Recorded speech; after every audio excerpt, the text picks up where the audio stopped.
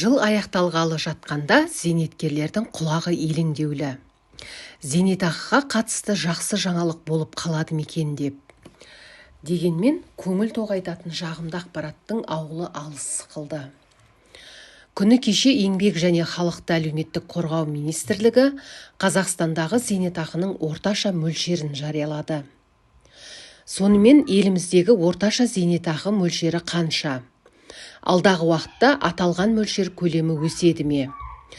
Тақырып қызықтырса, видеоны толық қарап шығыңыз. Достар, арнамызға тіркеліп, лайк басып, пікір жазуды ұмытпаңыздар. Қазақстан Республикасы Еңбек және халықты әлеуметтік қорғау министрлігінің мәліметінше, жыл басынан бері республикалық бюджеттен 2 триллион 803 миллиард теңге зейнетақы төленді. Оның 882,8 миллиард теңгесі базалық зейнетақыны төлеуге, ал 1 триллион 920,2 миллиард теңгесі ынтымақты зейнетақыны төлеуге жұмсалған. Елімізде бүгінгі таңда қанша зейнеткер бар, және олар қанша теңге зейнетақы алады?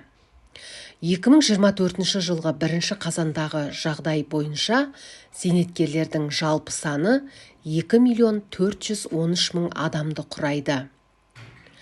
2024 жылғы 1 қазандағы жағдай бойынша зейнетақының орташа жалпы мөлшері 131.810 теңгені құрады.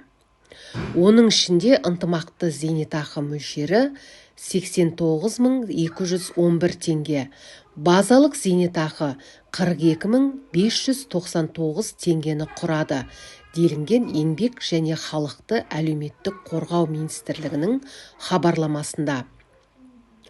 Еске сала кетсек, 2024 жылы қыркүйек айында жалпы зейнетақының орташа мөлшері 131.872 теңгені құрады.